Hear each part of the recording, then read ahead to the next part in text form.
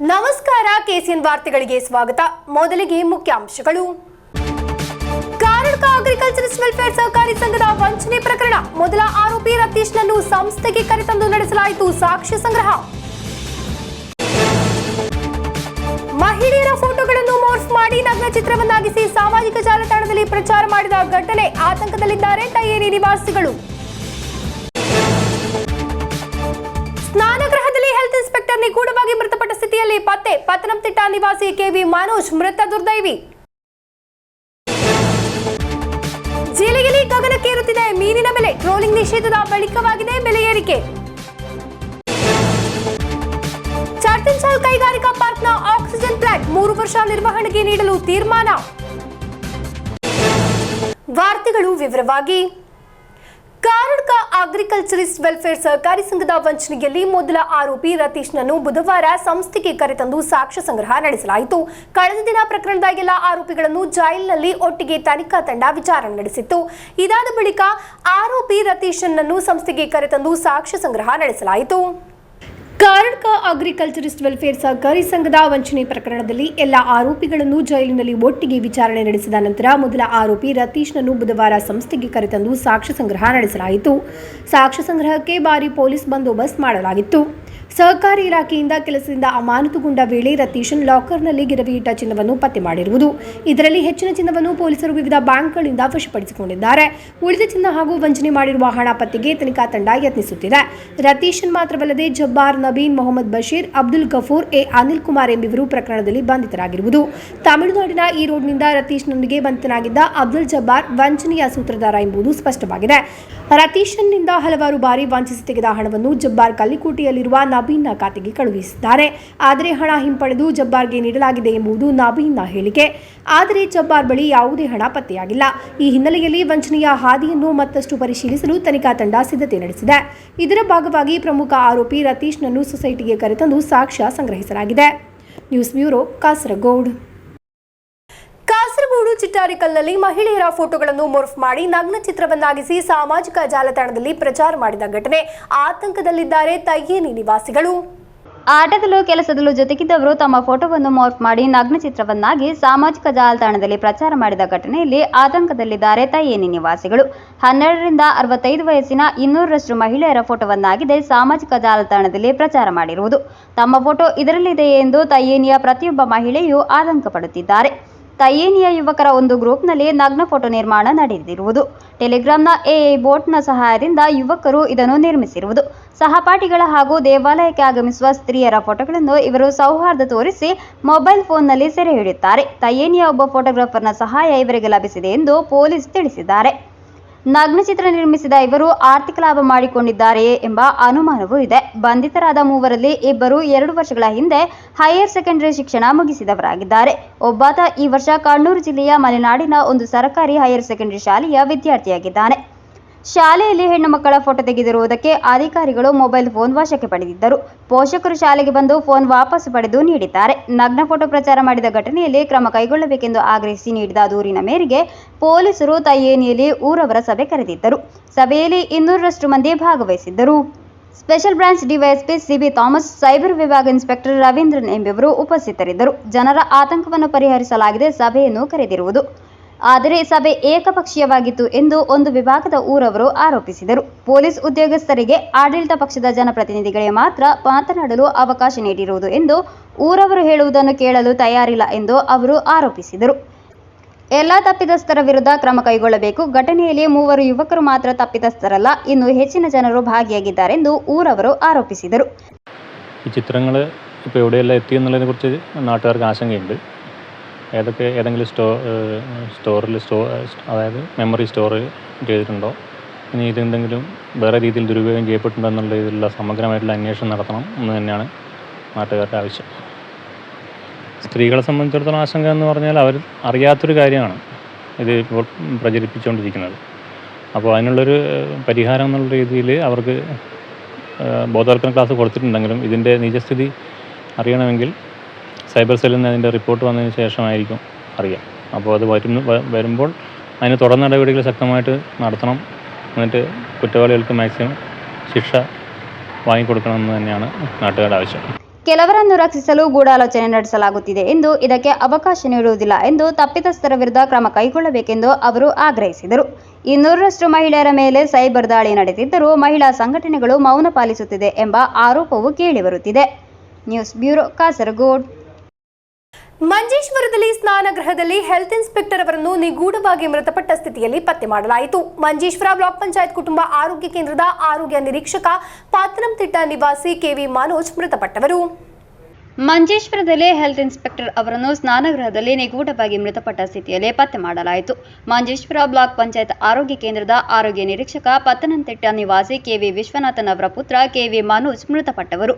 ಮಂಜೇಶ್ವರ ಎಸ್ಎಟಿ ಶಾಲೆಯ ಸಮೀಪದ ಕ್ವಾರ್ಟರ್ಸ್ನ ಸ್ನಾನಗೃಹದಲ್ಲಿ ಮೃತಪಟ್ಟ ಸ್ಥಿತಿಯಲ್ಲಿ ಪತ್ತೆ ಮಾಡಲಾಯಿತು. ಇವರು ಒಬ್ಬರೇ ವಾಸವಿದ್ದರು. ಮಂಗಳವಾರ ಅವರು ಕಚೇರಿಗೆ ಬಾರದ ಹಿನ್ನೆಲೆಯಲ್ಲಿ ಸಹೋದ್ಯೋಗಿಗಳು ಫೋನ್ ಮೂಲಕ ಸಂಪರ್ಕಿಸಿದ್ದರು. ಫೋನ್ ಕರೆಗೆ ಉತ್ತರಿಸಿದ ಹಿನ್ನೆಲೆಯಲ್ಲಿ ನೌಕರರು ಅವರ ವಾಸಸ್ಥಳಕ್ಕೆ ಆಗಮಿಸಿದ್ದಾರೆ. ಆದರೆ ರೂಮ್ಗೆ ಬೀಗ ಹಾಕಲಾಗಿತ್ತು.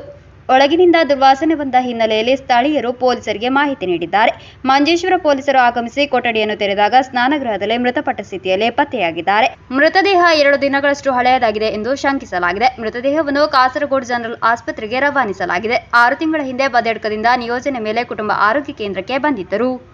Abdul Rehman Udyavar, news bureau, Manjeshwar. ಜಿಲ್ಲೆಯಲ್ಲಿ ಮೀನಿನ ಬೆಲೆ ಗಗನಕ್ಕೇರುತ್ತಿದೆ. ಟ್ರೋಲಿಂಗ್ ನಿಷೇಧದ ಬಳಿಕ ಹಂತ ಹಂತವಾಗಿ ಮೀನುಗಳ ಬೆಲೆಯಲ್ಲಿ ಏರಿಕೆ ಉಂಟಾಗಿದೆ. ಮಾರುಕಟ್ಟೆಯಲ್ಲಿ ಅಗ್ಗದ ಮೀನು ಬೂತಾಯಿ ಕೆಜಿಗೆ 350 ರೂಪಾಯಿನಿಂದ 400 ರೂಪಾಯಿ ತನಕ ಏರಿಕೆಯಾಗಿದೆ. ಮೀನು ಲಭ್ಯತೆಯಲ್ಲಿ ಇಳಿಕೆ ಹಾಗೂ ಟ್ರೋಲಿಂಗ್ ನಿಷೇಧದಿಂದ ಬೆಲೆ ಏರಿಕೆಗೆ ಕಾರಣ ಎನ್ನಲಾಗಿದೆ. ಈಗಾಗಲೇ ಲಭ್ಯತೆ ಕಡಿಮೆಯಾದ ಹಿನ್ನೆಲೆಯಲ್ಲಿ ಬೂತಾಯಿ ಸೇರಿದಂತೆ ಎಲ್ಲ ಮೀನುಗಳ ಬೆಲೆ ಏರಿಕೆ ಉಂಟಾಗಿದ್ದು, ಇದೀಗ ಮೀನಿಗೆ ಹೋಲಿಸಿದರೆ ಕೋಳಿ ಮಾಂಸ ಅಗ್ಗವಾಗಿದೆ. 2 ತಿಂಗಳ ಟ್ರೋಲಿಂಗ್ ನಿಷೇಧ ಅವಧಿಯಲ್ಲಿ ಸಾಂಪ್ರದಾಯಿಕ ದೋಣಿಗಳಿಗೆ ಮಾತ್ರ ಮೀನುಗಾರಿಕೆಗೆ ಅವಕಾಶವಿದ್ದು, ಇದೀಗ ಬಂದರು ಮೂಲಕ ಬರುವ ಮೀನು ಟ್ರೋಲಿಂಗ್ ಹಿನ್ನೆಲೆಯಲ್ಲಿ ಸಂಪೂರ್ಣವಾಗಿ ನಿಂತು ಹೋಗಿದೆ. ಇದರಿಂದಾಗಿ ಮೀನಿನ ಲಭ್ಯತೆ ಕಡಿಮೆಯಾಗಿದ್ದು, ಸಾಂಪ್ರದಾಯಿಕ ಮೀನುಗಾರಿಕೆ ಮೂಲಕ ಇಷ್ಟು ಮಾರುಕಟ್ಟೆಯನ್ನು ತುಂಬಲು ಸಾಧ್ಯವಾಗುತ್ತಿಲ್ಲ. ಕಳೆದ 15 ದಿನಗಳ ಟ್ರೋಲಿಂಗ್ ನಿಷೇಧದ ಅವಧಿಯಲ್ಲಿ ಹಂತ ಹಂತವಾಗಿ ಮೀನು ಮಾರುಕಟ್ಟೆಯಲ್ಲಿ ಬೆಲೆ ಏರಿಕೆ ಕಂಡುಬಂದಿದೆ. ಬೂತಾಯಿ ಬಂಗುಡೆಗೆ ಬೆಲೆಯಲ್ಲಿ ಹೆಚ್ಚಳವಾಗಿದೆ. 2 ಮೀನುಗಳಿಗೆ ಇದೀಗ ಮಾರುಕಟ್ಟೆಯಲ್ಲಿ ಕೆಜಿಗೆ 350 ರಿಂದ 400 ರೂಪಾಯಿ ತನಕ ಮಾರಾಟವಾಗುತ್ತಿದೆ. ಇದರೊಂದಿಗೆ ತರಕಾರಿ ಬೆಲೆಯೂ ಏರಿಕೆಯಾಗಿದೆ. ಇದೀಗ ಆಂಧ್ರ, ಗೋವಾ, ಪಾಂಡಿಚೇರಿಯಿಂದ ಮೀನುಗಳು ಮಾರುಕಟ್ಟೆಗೆ ಬರಲು ಆರಂಭಿಸಿದೆ. ನಿಷೇಧದ ಹಿನ್ನೆಲೆಯಲ್ಲಿ ಸಾಂಪ್ರದಾಯಿಕ ರೀತಿಯಲ್ಲಿ ಮೀನುಗಳು ಕಡಿಮೆ ಬೆಲೆಗೆ ಮಾರುಕಟ್ಟೆಗೆ ಬರುತ್ತಿದ್ದು, ಮೀನಿನ ಲಭ್ಯತೆ ಕಡಿಮೆಯಾಗಿ ಇಲ್ಲಿಯೂ ಬೆಲೆ ದುಪ್ಪಟ್ಟಾಗಿದೆ. ಮಾರುಕಟ್ಟೆಯಲ್ಲಿರುವ ಮೀನುಗಳ ದರಗಳ ಬಗ್ಗೆ ಅಧಿಕಾರಿಗಳು ಪರಿಶೀಲಿಸುವ ಪ್ರಯತ್ನ ಮಾಡುತ್ತಿಲ್ಲ. ಮೀನಿನ ಬೆಲೆ ನಿಯಂತ್ರಣಕ್ಕೆ ಸರ್ಕಾರ ಮಧ್ಯಪ್ರವೇಶಿಸಬೇಕು. News bureau, Kasaragod. ಕಾಮಗಾರಿ ಪೂರ್ಣಗೊಂಡು 3 ವರ್ಷಗಳಾದರೂ ಕಾರ್ಯಾರಂಭಗೊಳ್ಳದ ಚಟ್ಟಂಜಾಲ್ ಕೈಗಾರಿಕಾ ಪಾರ್ಕ್ನ ಆಕ್ಸಿಜನ್ ಪ್ಲಾಂಟ್ 3 ವರ್ಷ ನಿರ್ವಹಣೆಗೆ ನೀಡಲು ತೀರ್ಮಾನಿಸಲಾಗಿದೆ. ಕಾಮಗಾರಿ ಪೂರ್ಣಗೊಂಡು 3 ವರ್ಷಗಳಾದರೂ ಕಾರ್ಯಾರಂಭಗೊಳ್ಳದ ಚಟ್ಟಂಜಾಲ್ ಕೈಗಾರಿಕಾ ಪಾರ್ಕ್ನ ಆಕ್ಸಿಜನ್ ಪ್ಲಾಂಟ್ ಅನ್ನು 3 ವರ್ಷ ನಿರ್ವಹಣೆಗೆ ನೀಡಲು ತೀರ್ಮಾನಿಸಲಾಗಿದೆ. ಇದಕ್ಕಿರುವ ಆಸಕ್ತಿ ಪತ್ರವನ್ನು ಅಧಿಕಾರಿಗಳು ಆಹ್ವಾನಿಸಿದ್ದಾರೆ. 150 ಸಿಲಿಂಡರ್ಗಳಿರುವ ಪ್ಲಾಂಟ್ನ ನಿರ್ವಹಣೆಯನ್ನು ಮುಂದಿನ 3 ವರ್ಷಗಳ ಕಾಲಾವಧಿಗೆ ನಡೆಸಬೇಕಿದೆ. ವಿದ್ಯುತ್ ಚಾರ್ಜ್ ಸಹಿತ ನೀಡಿ ಕಾರ್ಯಗತಗೊಳಿಸುವವರನ್ನು ಜಿಲ್ಲಾ ಪಂಚಾಯಿತಿ ಹುಡುಕುತ್ತಿದೆ. ಅನುಭವಸ್ಥ ಕಂಪನಿ, ಏಜೆನ್ಸಿ, ವ್ಯಕ್ತಿಗಳಿಂದ ಆಸಕ್ತಿ ಪತ್ರವನ್ನು ಆಹ್ವಾನಿಸಲಾಗಿದೆ. 0.8 ಕ್ಯೂಬಿಕ್ ಮೀಟರ್ ಸಾಮರ್ಥ್ಯವಿರುವ ಪ್ಲಾಂಟ್ ಇದಾಗಿದೆ.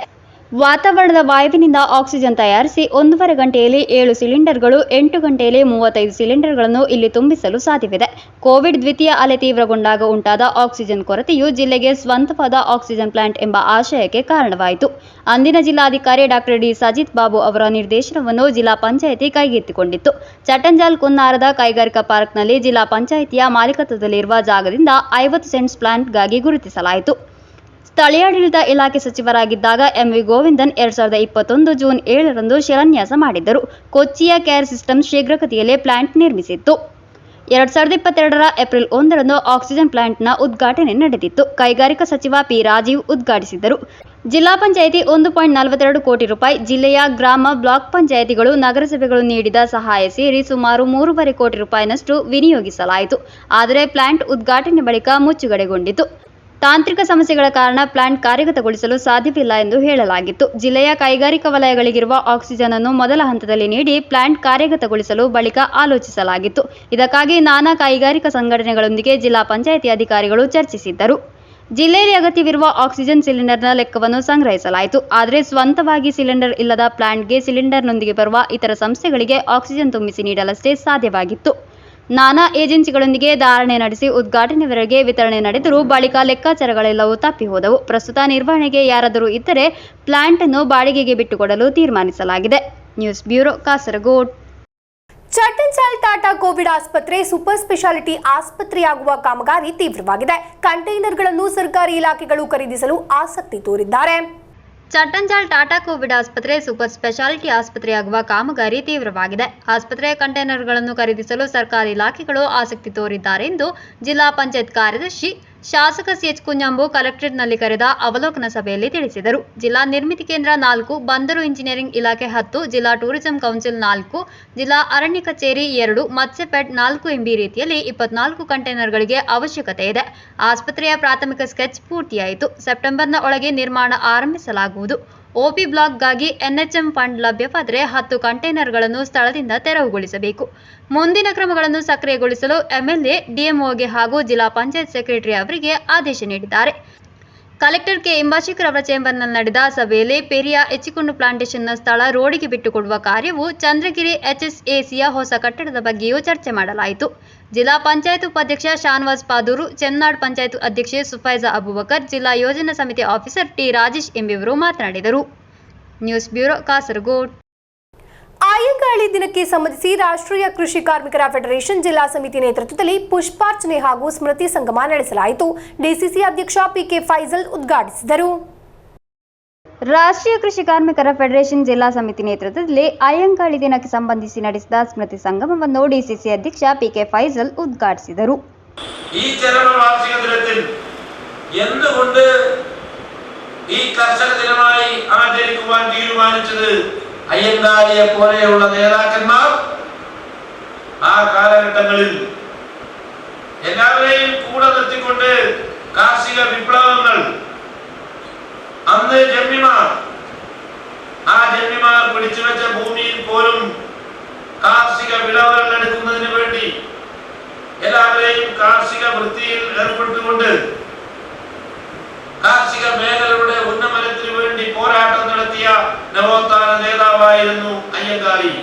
ರಾಷ್ಟ್ರೀಯ ಕೃಷಿ ಕಾರ್ಮಿಕರ ಫೆಡರೇಷನ್ ಜಿಲ್ಲಾಧ್ಯಕ್ಷ ಎ ವಾಸುದೇವನ್ ನಾಯರ್ ಅಧ್ಯಕ್ಷತೆ ವಹಿಸಿದ್ದರು.